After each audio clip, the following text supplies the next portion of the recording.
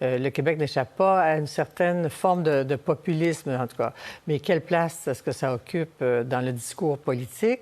Puis est-ce qu'on doit faire le lien entre une sorte de réalignement, pas des astres, mais des partis politiques? C'est la première fois qu'on est à 5 partis qui vous offrent des choix pour le 3 octobre. Alors, Frédéric Boily, professeur au campus Saint-Jean de l'Université d'Alberta. Bonsoir, Frédéric Boily.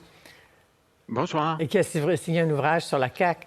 Et Philippe Dubois, professeur à l'École nationale d'administration publique. Philippe Dubois, bonsoir. Bonsoir. Alors, je commençais avec vous, M. Dubois, parce que vous êtes de ces co-signataires de ce texte qui nous explique bien ce réalignement politique qui est une espèce de constat historique, d'une certaine manière, ça se préparait déjà et qui fait que là, on n'est plus dans le bipartisme des années passées, mais là, on a 5 partis. Qu'est-ce que ça implique, ça, justement pour le discours politique et les nuances ou pas qu'on apporte? Bien, c'est une tendance de fond qui se dessine depuis quelques cycles électoraux déjà.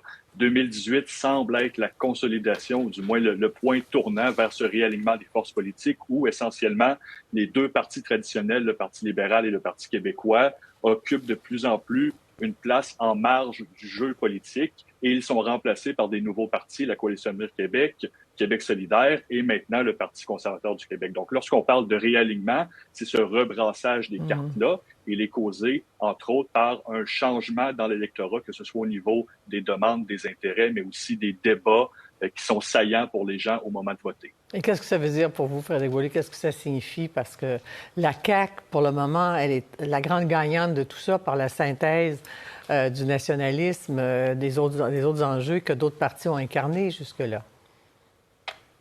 Oui, d'une certaine façon, ce rebrassage-là dont vient de parler Philippe Dubois, ça conduit aussi à des nouvelles moutures sur le plan idéologique. C'est-à-dire que on se retrouve dans un jeu politique qui n'est plus dichotomique comme auparavant, c'est-à-dire entre souverainistes et fédéralistes, ce qui est disons, un cliché en soi de le rappeler, mais ça conduit par la suite à des réalignements idéologiques un peu parfois étranges. Par exemple, d'un côté, on va retrouver Québec solidaire et le Parti québécois qui s'entendent pour présenter ce qu'on peut, disons, décrire comme étant des solutions de gauche en matière environnementale, donc avec des solutions très ambitieuses. Et d'un autre côté, ils sont complètement, disons, séparés sur la question du seuil en immigration. Et c'est dans ce sens-là que le rebrassage conduit aussi à des incertitudes idéologiques, c'est-à-dire qu'on n'est plus en mesure, du côté des électeurs, à se situer comme auparavant aussi clairement que ce n'était dans le passé. Et ça fait en sorte aussi que l'offre politique, celle des partis politiques aussi, va varier aussi sur plusieurs sujets. Et donc, ça fait que notamment pour la deuxième place, si la CAQ réussit à faire une synthèse, pour la deuxième place, on ne voit pas de synthèse encore. Pour certains, Philippe Dubois, c'est toute cette avalanche de promesses électorales, notamment de baisse d'impôts. Ça donne le tournis, hein? Les gens, on veut s'y retrouver. Alors, pourquoi la CAQ a su miser sur à la fois les souverainistes qui sont silencieux maintenant, et les fédéralistes qui peuvent l'affirmer? Est-ce que ça fait partie du réalignement?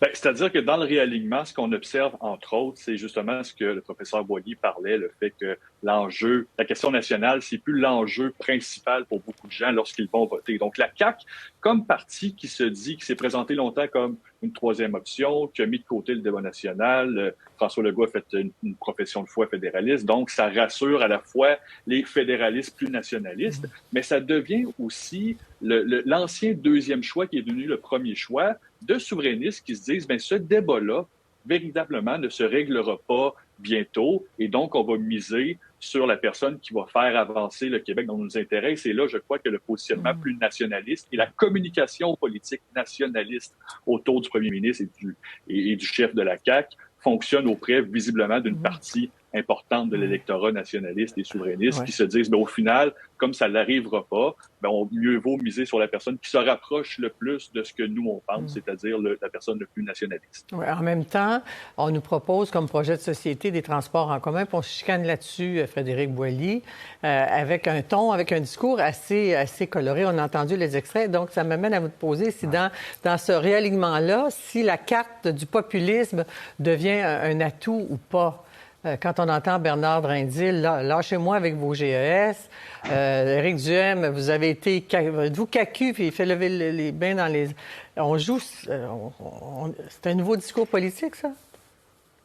Bon, d'abord, pour le Parti conservateur du Québec, je pense que ça s'explique qu'on joue la carte du populisme parce que, comme je l'ai mentionné tout à l'heure, et ça, on le voit bien dans les sondages, celui qui veut arriver en deuxième position doit être capable aussi de se distinguer, non pas tant par rapport à la carte, mais aussi par rapport aux autres adversaires dans le champ politique. Et donc, Éric Duhem, avec évidemment la pandémie qui a remis à l'avant-plan toute la critique des élites, des experts, et qui permet donc une critique de la part du Parti conservateur du Québec, et qui n'est pas le seul à le faire d'ailleurs, ailleurs au Canada, on le fait également, la critique des mesures sanitaires qui ont été mises en place. Donc, ça permet à Éric Duhem, habile communicateur aussi, il faut le rappeler, à positionner son parti à partir de disons, de ce style populiste. Ce qui est plus surprenant présentement, c'est de voir la CAQ jouer ce jeu-là également, parce qu'on a l'impression qu'on voit la CAQ de 2012 d'une certaine façon. Cette CAQ de 2012 qui avait besoin, comme le Parti conservateur du Québec présentement, de jouer justement la carte de la distinction. Et pour se distinguer de l'establishment politique, d'y aller de déclarations comme quoi en 2012, par exemple, François Legault disait il faut faire le grand ménage.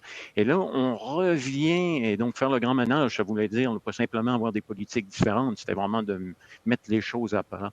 Et donc, là, on revient en 2018 à l'élection présentement avec la CAQ, avec ce genre de discours contre les élites montréalaises. C'est la bataille de Québec, ça. Oui, la bataille de Québec, mais en même temps, on a l'impression que la CAQ n'avait pas nécessairement besoin de faire ça. Donc, c'est un très étrange début de campagne pour la coalition Avenir Québec, sans parler de la déclaration de François Legault, sur laquelle il est revenu très rapidement, et il a bien fait parce que ça, on pouvait étiqueter ça très clairement comme du populisme. Oui, évidemment, d'autres vont continuer de l'utiliser. Ça pourrait percoler parce que c'était naturel. En fait, c'est lui qui improvisait peut-être ces mots, là, mais ça va peut-être pas continuer à être un enjeu. Mais pour vous, M. Dubois, est-ce que vous pensez justement que cette carte vous avez souri quand j'ai dit la bataille de Québec parce que vous êtes à l'Université Laval. Donc, est-ce que ce populisme-là devient un atout, une carte dans le jeu de la classe politique pour se distinguer? Je vous corrige. Je suis à l'ENAP, mais le siège de l'ENAP est à Québec aussi, donc je suis bien placé pour voir. Là, vous êtes à Québec ou à Montréal, là, vous? Québec. Là, je suis à Québec. Je suis à Québec. D'accord. Parfait. Au siège de l'ENAP. C'est ça. Sur la bataille de Québec, évidemment, comme les conservateurs qui ont un style assez abrasif occupent beaucoup d'espace médiatique au Québec et à Québec, je crois qu'on tente à la Coalition de Québec de canaliser une partie de cette frustration-là en mettant de l'avant des candidats comme M. Drainville, qui a un franc-parler bien connu. Et ça peut aider à ramener au bercail ou à décourager des caquistes qui sont un peu déçus. Parce que lorsqu'on est un gouvernement sortant, on doit vendre, d'une part, la continuité parce qu'on a un bilan à défendre, on doit présenter ce bilan-là comme étant quelque chose de bon pour le Québec. Mais en même temps, personne ne voudrait revivre les 4 dernières années parce que le bilan a un peu été confisqué par une pandémie mondiale. Donc, il y a une frustration dans l'électorat et on doit tenter de canaliser cette frustration-là et de dire, écoutez, on sait que ça n'a pas de bon sens, mais on va vers quelque chose de mieux. Et sur certains enjeux, en mettant de l'avant certains candidats un peu plus colorés, on peut tenter de faire contrepoids à un discours très marqué des partis conservateurs, notamment dans la circonscription de Chauveau ou encore sur la Rive-Sud de Québec. Alors, on se laisse là-dessus tous les deux. On va continuer de suivre la campagne, évidemment, de jour en jour et avec vous bientôt. Merci, Frédéric Boily et Philippe Dubois. Merci. Bonne soirée. Au revoir. Bonne soirée, à bientôt. Au revoir.